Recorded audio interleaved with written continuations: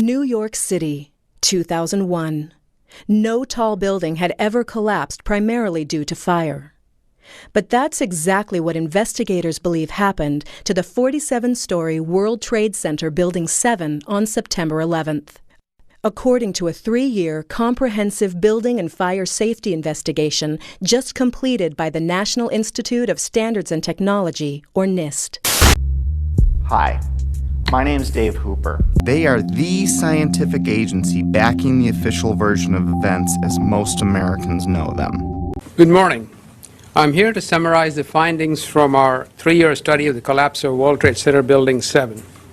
We did not find any evidence that explosives were used in the collapse of Building 7.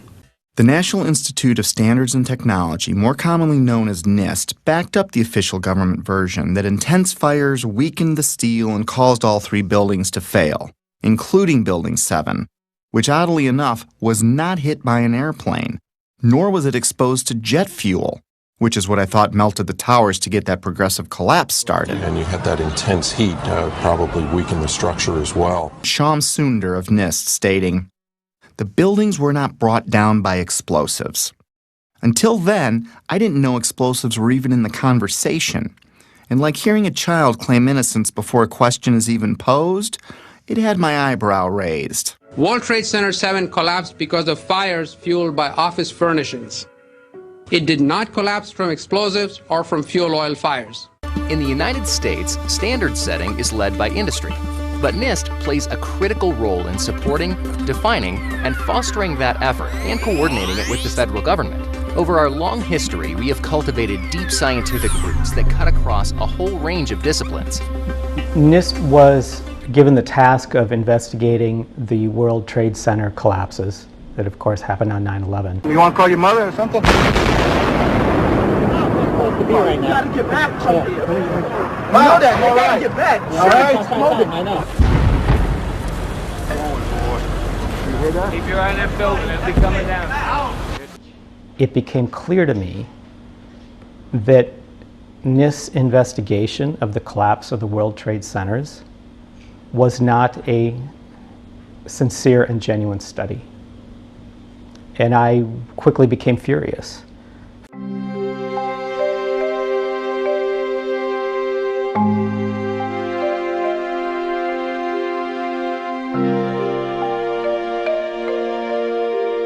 My name is Peter Michael Ketchum. I was born and raised in Wisconsin. I've spent much of my life in the high performance and scientific computing world. I worked at NIST for 14 years. Starting in 1997, I initially joined the High Performance Systems and Services Division, and a few years later was moved into the Mathematical and Computational Sciences Division. I also was chair of our Applied Mathematics Seminar Series and hosted that for several years. And always felt that NIST did research of the highest integrity. So to see what they had done, what NIST had done with the World Trade Center investigation and report, left me stunned. World Trade Center 7 collapsed because of fires fueled by office furnishings. It did not collapse from explosives or from fuel oil fires. Builders and architects have loved steel for 100 years. A fire typically can't compromise the steel structure. Of course, 9/11 was not a typical day with typical fires. Jet fuel was involved. But the kerosene, or the jet fuel, just can't explain it. Set aside for a minute that only 2 of the buildings were subjected to kerosene. Now think of a kerosene lamp or a kerosene heater. In the history of kerosene lamps, I have never heard of one being melted because the fires were too hot.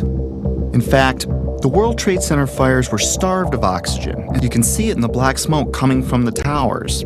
The Twin Towers were hit by planes, but no plane hit Building 7.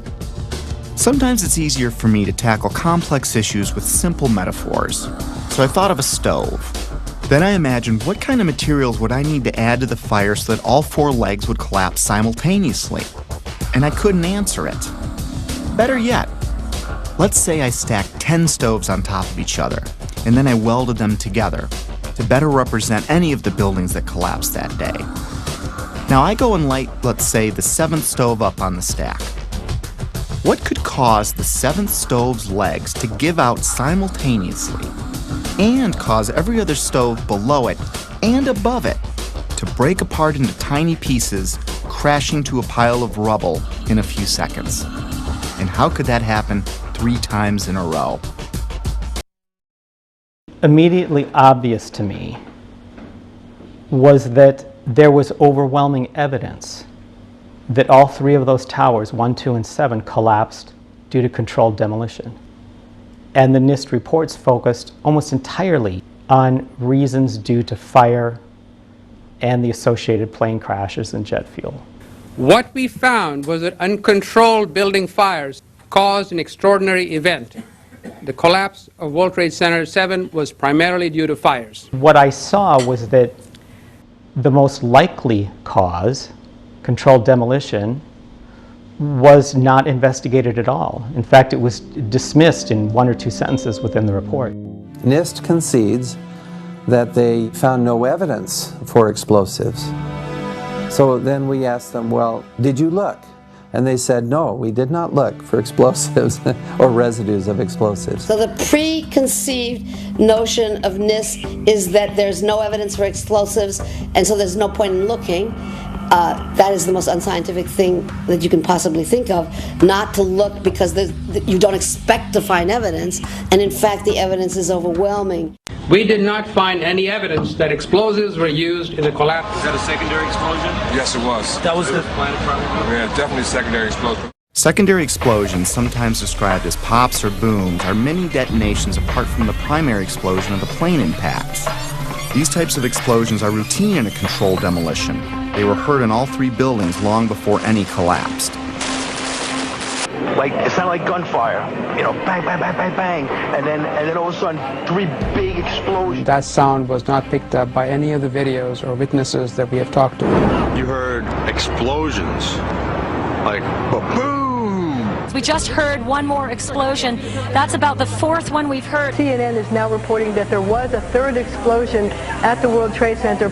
Equally unempirical is the treatment by NIST and Popular Mechanics of reports of explosions before and during the collapses. Both documents pretend that there were no explosions. Secondary explosion. We've got numerous people covered with dust from the secondary explosion.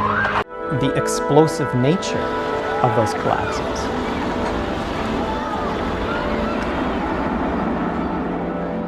You can see essentially a wave of explosive demolition traveling down the building as it collapses.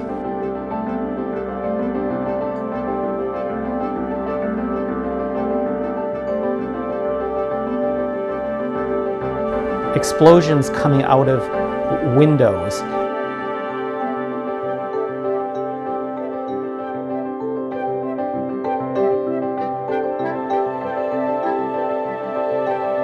Huge chunks of steel perimeter beams flying hundreds of feet off to the side.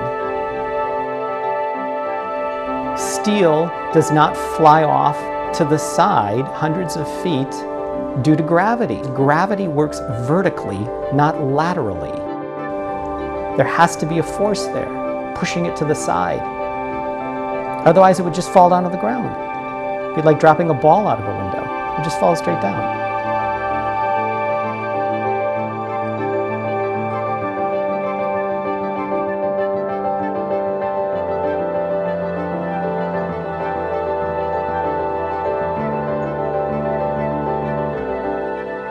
You know, I'm reminded of the old fairy tale of the emperor has no clothes. Everyone is watching the emperor go by and is being brainwashed to believe that the emperor has a beautiful set of clothes on when actually he's wearing nothing but underwear. The emperor has no clothes on! Why did NIST issue a report that seems to do everything it can to avoid investigating the most likely cause, in this case being controlled demolition? Why would NIST avoid that? Why would they try to do everything they could to avoid that? We really have a new kind of progressive collapse that we have discovered. It is not all that hard to begin to pressure people make offers they can't refuse, coerce them, and depending on the person or people involved, that can be anywhere from very subtle to very overt. The best I can do is speculate that something of that type happened. We conducted the study without bias, without interference from anyone, and dedicated ourselves to do the very best job we could. And in fact, I would suggest that the public should really, at this point, recognize the science is really behind what we have said. So why didn't I see it? I think the painful truth is that I was living in blindness and ignorance as to what had actually happened. I didn't give it much thought. I heard the official narrative, and like many people, I believed it. Do you know anything about the cause of the explosions that brought the two buildings down yet? Was it caused by the planes or by something else? We There was second explosion. believe that it was caused by the after effects of the planes hitting the buildings. We don't know of an additional explosion after that. And I am ashamed to say that, but that's the truth. Once I took a look at it, it leapt out at me. This was not a case of some subtle differences or subtle discrepancies or differences of scientific opinion that needed further investigation. This was glaring, clear cut. Getting behind the car.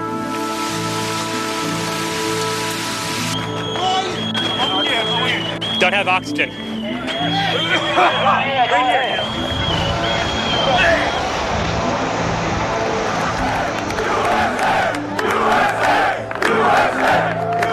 I think what has allowed the official story to stand for this long is a combination of several things. One is complacency, another one is fear, and the third is ignorance. There are probably many people that just have not looked at it, don't understand it. They just simply are not aware. In other cases, it's complacency. They have a sense of what might be going on, but they're maybe not too interested in putting the effort into finding out. And there could be others that have a very strong sense of what they think is going on, but they are gripped in fear, they're paralyzed in fear. If what I was finding were mistakes in a massive ruse, then the sheer boldness and size of it alone is why I never saw it before. It reminded me of a quote often attributed to Joseph Goebbels, the minister of propaganda for Hitler's Nazi Germany, who stated that, "If you tell a lie big enough and keep repeating it, people will eventually come to believe it." The reason that I have spoken out about this is very simple. I spoke out because I believed it was the right thing to do. I have no other motive. It would be nice at this point if someone who is currently a NIST employee would also speak out, but that is up to each individual there to decide. What I am seeing is that with respect to the World Trade Center collapses, the official narrative is beginning to unravel.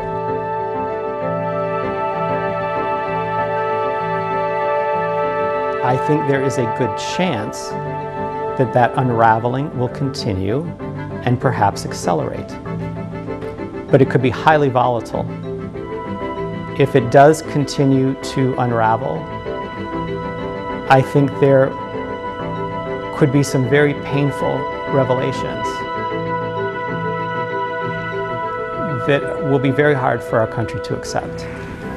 Our war on terror begins with Al-Qaeda, but it does not end there.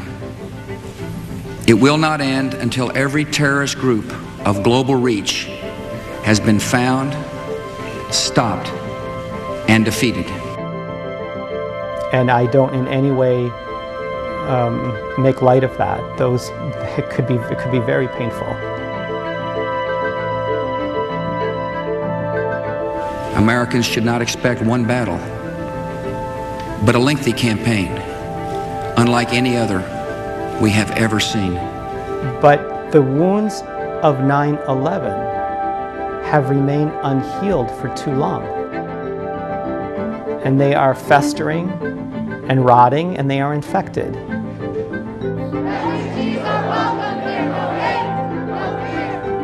When you have a wound on the body, one of the first things you do is you wash it out with hot soapy water. And then you bandage it up. And yeah, it hurts. It hurts while you're washing it. It stings. It's a sharp pain, but you get the bandage on and the pain starts to die down, and a few hours pass, it's down to just a soreness. My point is that truth is the hot, sudsy water with which we wash out the wounds of 9/11 so that they can begin true healing.